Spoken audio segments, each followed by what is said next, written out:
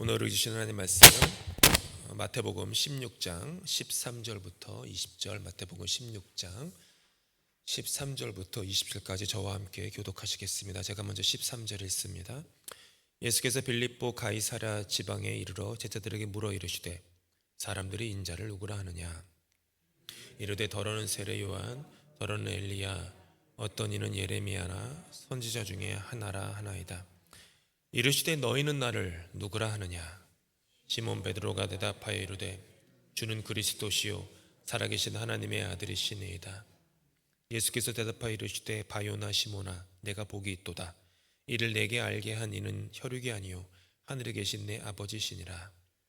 또 내가 내게 이르노니 너는 베드로라. 내가 이 반석 위에 내 교회를 세우리니 음부의 권세가 이기지 못하리라.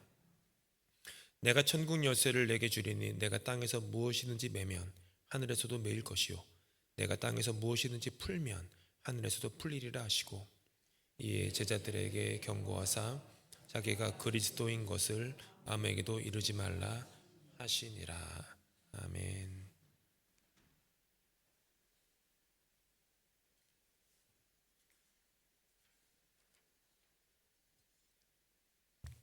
너희는 나를 누구라 하느냐? 너희는 나를 누구라 하느냐라는 예수님의 그 질문으로 우리 오늘 말씀을 묵상할 때, 특별히 올 한 해 우리 신앙의 여정을 걸어가면서 때마다 시마다 우리 주님께서 우리에게 다가오셔서 너는 나를 누구라고 생각하느냐라고 하는 질문들을 많이 들을 수 있기를 바랍니다. 그리고 거기에 대해서 우리의 신앙의 고백으로 주님은 누구십니다 라고 그렇게 말할 수 있는 그런 한 해가 되시면 좋겠습니다. 너희는 나를 누구라 하느냐? 제자들을 향한 예수님의 그 질문이셨습니다. 이것은 우리를 향한 동일한 질문이기도 합니다. 너희는 나를 누구라 하느냐? 너희는 나를 누구라 하느냐라고 하는 이 질문에 대한 올바른 우리의 응답이 우리의 신앙의 길을 올바로 인도할 것입니다.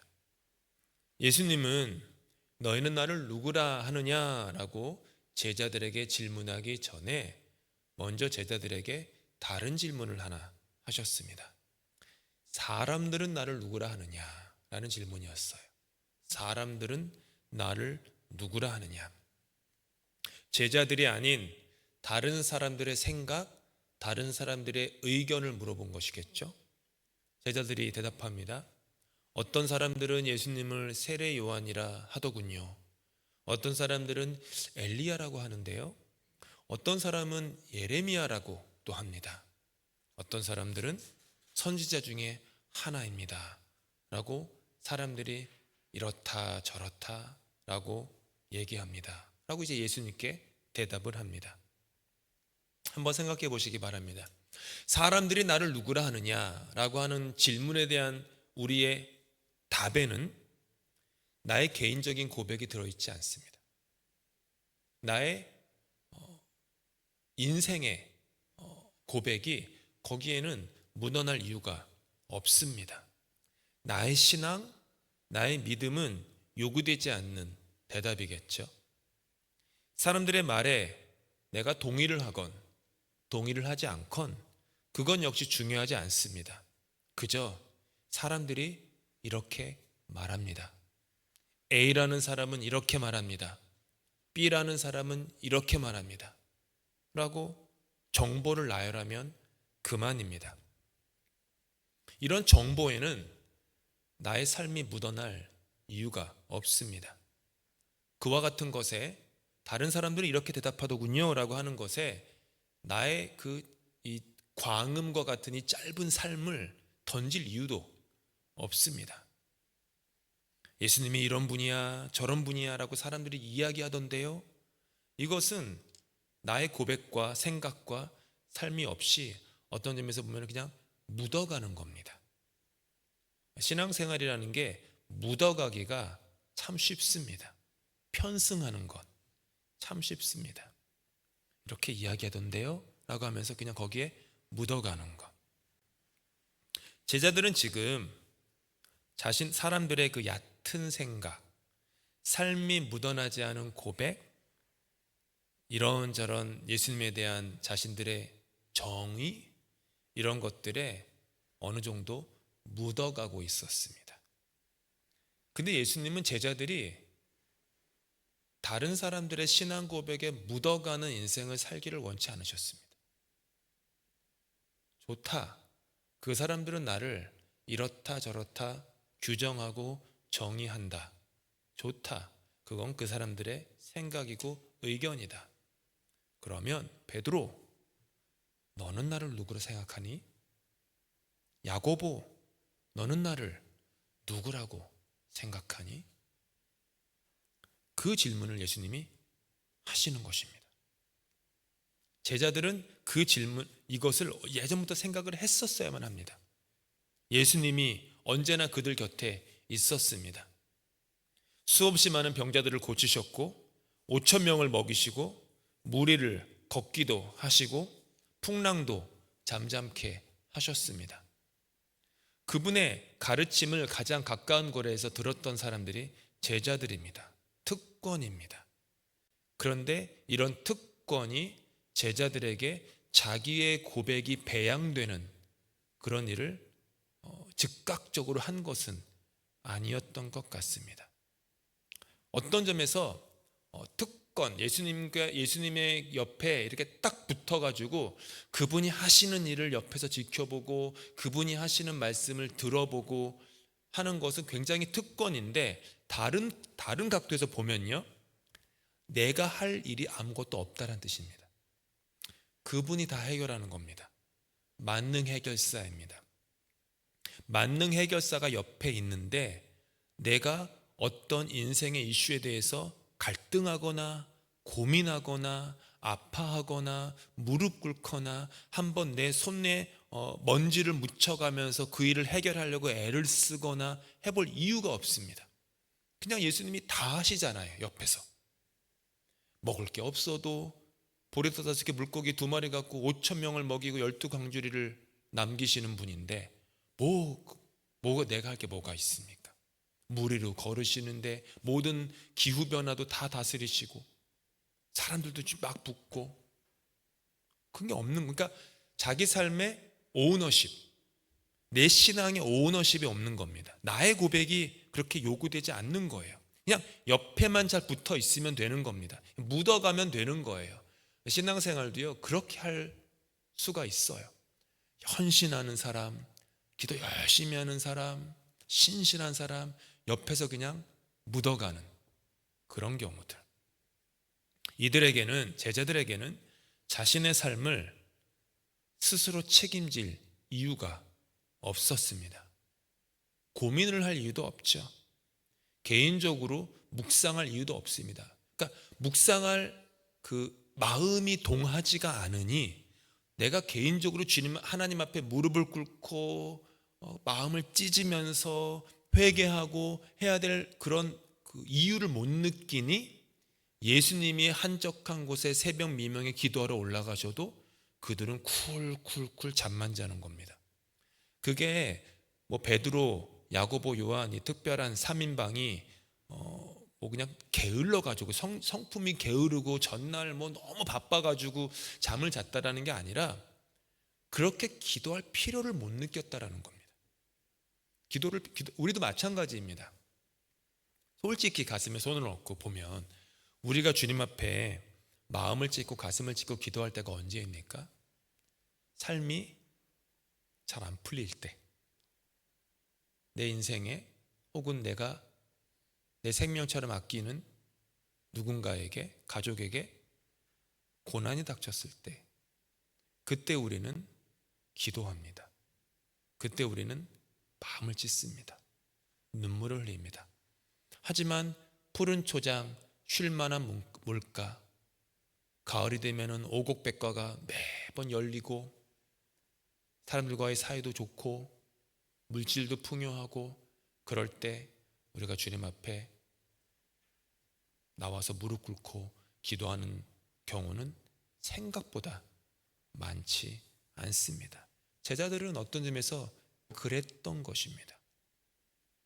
마태복음에서는 그런 내용들이 많이 나오진 않지만 요한복음에서는 지금 요 내용들이 어느 부분에 많이 들어가 있냐 하면은 요한복음 중간에 예수님께서 혼자 말씀을 많이 하시는 그 장들이 막 가득 차 있어요. 그때 그 예수님이 말씀하시는 포인트는 나는 너희를 조만간 떠날 것이다. 이게 이제 포인트예요. 내가 너희를 떠난다. 제자들은 예수님이 영원히 자기들 곁에 있을 줄 알았는데 아니다. 인자가 곧 사람들로부터 거절을 받고 박해를 받고 죽을 것이다. 하지만 제3일엔 살아난다. 그러니까 제3일에 살아난다는 말씀은 귀에 안 들어오죠. 죽는다라고 하는 말이 너무 크니까 거기가 모든 신경이 빼앗기는 거죠. 떠나신다고? 어떡하지? 큰일 났다. 근데 예수님은 내가 떠남이 너희에게 유익이다 라고 말씀하세요. 내가 떠나는 게 유익이다. 내가 너희 곁에 있는 게 너에게 유익한 게 아니라 내가 떠나야지만 너에게 유익하다. 왜냐하면 너희가 성령을 받기 때문이다. 성령을 받아서 내가 하던 일을 이제는 너희가 옆에서 껌딱지처럼 붙어서 그냥 기생하면서 살지 않고 너희가 그 일을 할 것이다. 너희 손으로 기적을 베풀고 너의 입으로 하나님 나라의 진리를 전파하게 될 것이다. 너의 발로 산과 바다를 건너 복음을 전할 것이다. 너의 것이 될 것이다. 고백이 너의 고백, 너의 신앙이 될 것이다. 그렇기 때문에 더 유익이다. 내가 떠나면 너에게 유익이다. 이런 말씀이 요한복음 중간에 계속 하시는 거예요. 마태복음에는 그런 게 없지만 그런 그 예수님의 그 뉘앙스가 많이 묻어 있는 것이죠. 우리 신앙 여정이 이와 같을 때가 있습니다. 나 자신의 고백이 묻어나지 않는 그런 피상적인 신앙 여정을 걸어갈 때도 생각보다 많습니다. 누군가로부터 주워들은 고백을 그냥 내가 아무런 어떤 배꼽에서부터 이 배에서부터 올라오는 고백이 아니라 그냥 머리 언저리에서 그냥 누군가의 고백을 듣고 그렇구나 하고 나도 그냥 반복하는 정도. 삶이 묻은 고백이라기보다는 말이 가득한 경우도 많습니다. 말이라는 것이요, 능력이 되기 위해서는 그 말을 경험해야만 합니다. 경험해보지 못한 말은 내게 능력이 되지 않습니다. 잘 하시는 말씀 중에 예수님께서 진리를 알지니 진리가 너희를 자유케 하리라. 한번 생각해 보십시오. 진리를 알지니 진리가 너희를 자유케 하리라. 그런데 지난 삶 살면서 진리가 과연 우리를 자유케 했습니까? 아닐걸요? 잘 돌아보시면 됩니다. 예수님 말씀하시는 자유케 하는 진리는 진리를 알지니, 이 얘기 뭐예요? 내가 알게 된 진리만이 나를 자유케 한다는 뜻이에요. 그냥 진리가 우리를 자유케 하지 않습니다. 거짓말하는 거, 나쁜 거 다 합니다. 도둑질하는 거, 사람한테 험한 말 하는 거, 누군가에게 상해를 입히는 거, 속이는 거, 부정하는 거, 이런 거 다, 잘못된 거 다 알아요. 뭐가 진리인지 웬만하면 다 압니다. 인생 평생에 살 수 있는 인생의 진리는 유치원 때 다 배웠다라면 책 제목은 생각 안 나지만 다 압니다. 근데 그것이 우리를 자유케 합니까? 아니요. 자유케 하지 못합니다. 오직 내가 깨달은 진리, 내가 맛본 진리, 그것만이 나를 자유케 하는 겁니다. 머릿속에 어떤 진리가 맴돈다고 그 진리가 우리를 자유케 하지 못합니다. 머리만 커져요. 현학적으로만 사람이 변합니다. 성경 지식만 많아지는 거예요. 성경 지식이 나에게 깨닫는 진리가 되었느냐라는 것은 다른 차원입니다. 그거는요, 완전히 다른 차원이에요. 예수님은 그 얘기를 하시는 거예요. 진리를 알지니 진리가 너희를 자유케 하리라. 우리 삶에 하나님의 말씀이 능력이 되기 위해서는 그 말씀을 우리가 경험해야 합니다. 맛보아야 합니다. 그때 우리 삶에 그 말씀은 육화가 되어서 내 삶을 움직이는 원동력이 됩니다. 그래서 사도 요한은 천지가 창조될 때부터 있었던 하나님의 말씀이 육신이 된 것이 바로 예수 그리스도다 라고 자신의 복음서에서 당당하게 선포할 수 있었던 것입니다. 말씀이 육신이 되어 인간의 삶을 입고 사라지고 맛보아진다 라는 뜻이겠지요. 예수님은 제자들에게 바로 그것을 물어보신 것입니다. 사람들에게는 수많은 생각과 수많은 의견들이 있다. 제자들은 너희들은 그 말을 들어서 알고 있다. 하지만 나에게 너희들과 나 사이에는 그것은 하등 중요치 않다. 정말 중요한 건 이거다. 베드로, 너에게 나는 누구냐? 유다, 너에게 나는 누구냐? 야고보, 너에게 나는 누구냐? 너는 나를 누구라고 생각하느냐? 신앙의 고백은 내 안에서 우러나와야 합니다. 차가 뜨거운 찻잔에서 우러나오는 것처럼 신앙의 고백은 내 안에서 우러나와야지만 그것이 온전한 신앙 고백이 됩니다.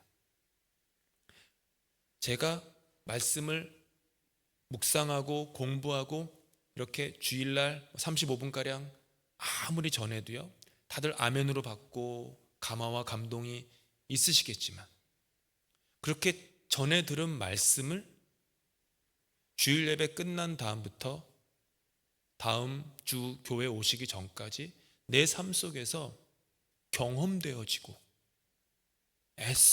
애써보고 행하려고 하고 적용하려고 하고 그러면서 그걸 내가 맛보아보고, 때로는 맛본다는 것이요 꼭 성공한다는 뜻은 아닙니다. 그렇게 해봤는데 내가 또 실패했네. 그것도 값진 경험이에요. 아무것도 없는 경험보다는 실패의 경험이 차라리 낫습니다. 그렇게 경험해 볼 때 그것이 더 이상 손동희 목사의 말이 아니라, 손동희 목사의 신앙 고백이 아니라 나의 신앙 고백이 되는 것입니다. 저도 마찬가지입니다. 설교를 준비할 때 여러 책들을 봅니다. 많이 봐요. 이것 보고 저것 보고, 그 사람 신학자들과 여러 사람들이 본 해석들, 그분들의 생각들이 막 있어요. 하지만 말씀 속에, 설교 속에 그걸 내가 담을 때 내 고백이 아니면 무슨 의미가 있겠습니까? 저의 경우에는 그 고백을 하기 위해서 여러분보다 일주일 먼저 그 과정을 미리 going through 한 것이고, 여러분의 경우에는 그것을 듣고 그 다음에 그것을 경험해 나가시는 그 시차만 있을 뿐이겠죠. 하나님의 성품을 말씀을 통해서 맛보아 알아야 합니다. 십자가의 보혈이 나를 위해 흘린 피여야 합니다. 그냥 그래 예수님이 인류의 죄를 위해서 십자가에 달려 죽으셨지라고 하는 약간 너무 좀 거창하고 애매모호한 그런 고백이 아니라, 저 십자가가 나를 위한 십자가지, 그분의 피가 나를 위한 피지, 이게 받아들여지고 경험되어지고 깨달아질 때 그제서야 그 십자가는 나에게 구원이 됩니다. 속죄가 되는 거예요. 베드로처럼 내 안에서 주는 그리스도시요 살아계신 하나님의 아들이십니다, 이 고백이 우러나올 때 신앙은 나의 고백이 됩니다. 머리로 알던 것이 가슴으로 내려가고, 가슴에서 머물던 것이 저 배 아래로 내려갈 때 나의 신앙 고백은 내 삶을 인도하는 능력이 됩니다. 이렇게 맛보아 아는 것, 경험되어져서 아는 것, 살아서 아는 것, 부딪혀봐서 아는 것, 이것이 우리의 참 신앙 고백의 근간이 되는 것입니다. 동유럽 선교를 예전에 다녀왔던 적이 있었습니다. 가기 전에 이런저런 교육을 했죠. 선교팀원들이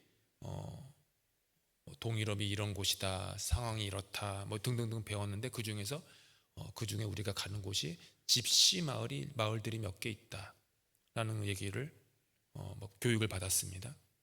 그러면 이제 저도 그렇지만 집시하면 떠오르는 내 나름의 이미지들이 있습니다. 여러분은 집시하면 뭐가 떠오르실지 모르지만 저는 집시 그러면은 뭐 음악, 그 당시에 풍류, 약간 이렇게 정처 없이 떠도는 어떤 뭐 그런 사람들, 혹은 가끔 뉴스를 보면은 유럽의 소매치기가 그토록 많다던데 대부분의 소매치기는 그 집시들이 소매치기를 한다고 하는데 뭐 그런 거 생각하는 거예요. 그러다가 그들이 우크라이나와 루마니아에 살고 있는 그 집시 마을들을 다니면서 경험을 해보니까 머리로 알던 것과는 상당히 다른 것들이었습니다. 영어예배 청년 하나는 집시 마을의 상황이 이 정도일 줄은 몰랐다고, 14살에서 15살밖에 되지 않는 여자아이가 아이를 낳아 기르는 모습을 보고 충격을 받고, 그 아기의 엄마인데 엄마도 어려서 도대체 자녀를 어떻게 양육할지 모르고 공동체는 관심이 없고 아무도 가르쳐주지 않아서 방치된 채 자라가는 그런 사이클을 경험을 해본 것은 다른 것이겠죠. 루마니아의 키데라는 마을에서 사역을 했던 적이 있었습니다. 키데라는 아주 시골에 머무는 헝가리인 이방인들 동네죠. 그곳에는 2년 전 남편을 여의고 장애를 가지고 살아가는 그 교회 앞집에 사는 할머니가 한 분 계셨습니다. 그 키데 마을의 목사님이 장작을 좀 패달라고 해가지고 여기 찬주 형제도 했지만은 장작을 몇 시간 동안 팼습니다. 겨울나기를 위해서. 기억을 해보니까 할머니가 한 달에 그 펜션으로 정부로부터 100불을 받으신다고 해요. 근데 나무가 국가의 소유이기 때문에 200불을 지불해야 된다는 거예요. 200불을 지불하고 나무를 베고 그 나무를 집으로 운반하는데 또 200불이 들어요. 그 다음에 장작을 패는데 또 추가 비용이 들어요. 생각해 보십시오. 펜션 100불 받아서 나무값 200불, 운반비 200불, 노동비 100불, 200불, 감당이 안 되는 겁니다. 장작만 의지해서 겨울을 나는 동네인데 가스도 없고 전기 난방도 아닌데 장작이 있어야만 겨울을 나는데 어려운 상황이죠. 청년들 모두가 한 번도 장작을 패본 적이 없었던 것은 당연했죠.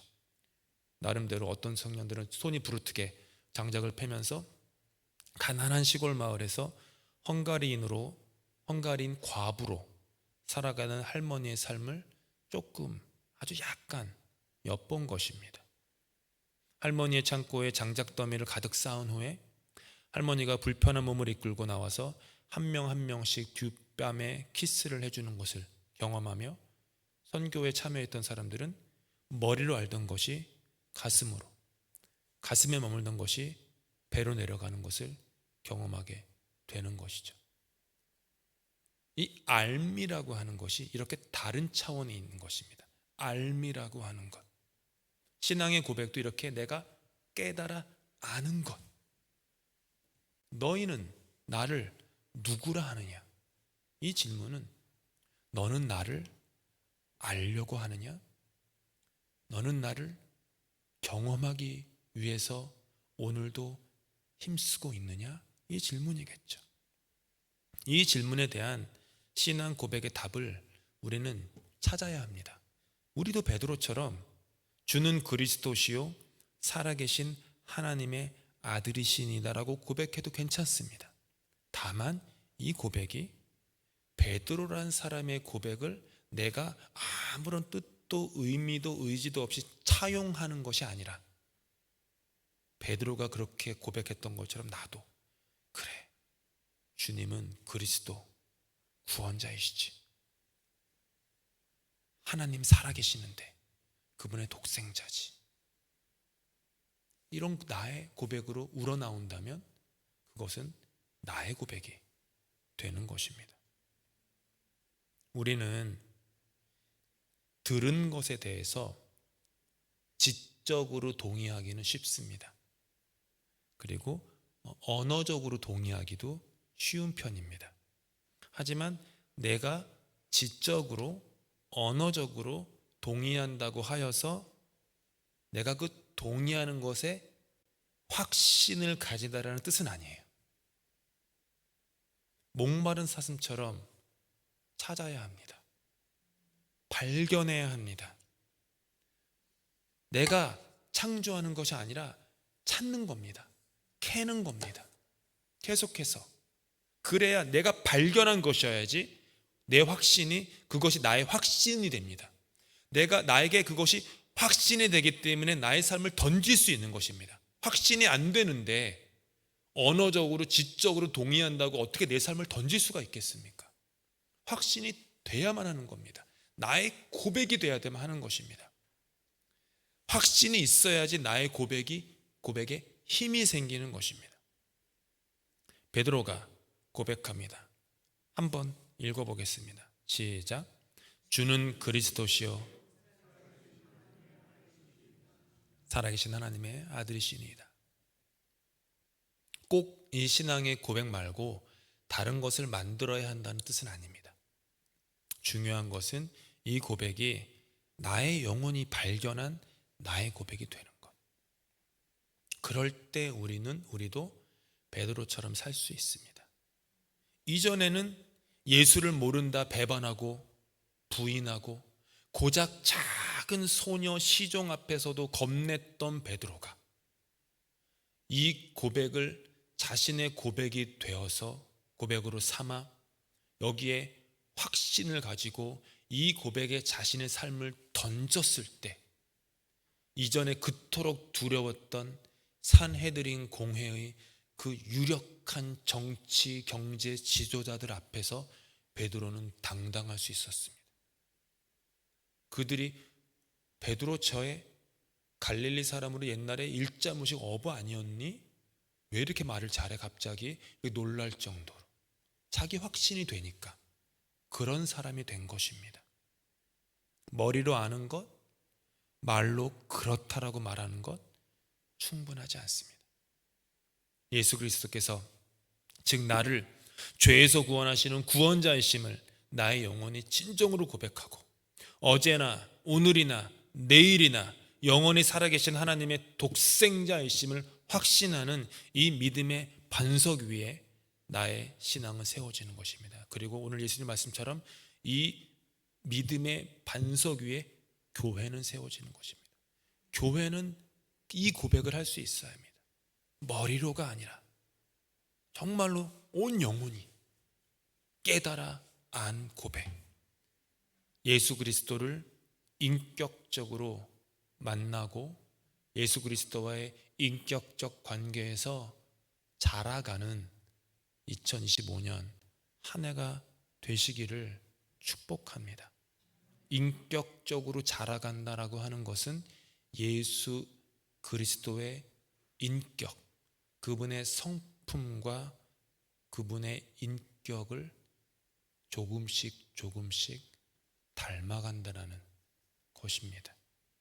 나의 지와 정과 의가, 그렇게 나의 지, 정, 의가 예수 그리스도를 닮아가는 성장과 성숙의 여정, 이거를 어려운 말로는 성화라고 얘기하지만 굳이 성화라는 어려운 용어를 쓰지 않더라도 그냥 편하게 예수 그리스도와의 인격적 관계에서 자라가는 것, 그것이 우리 삶의 신앙의 참된 여정이어야 할 것입니다.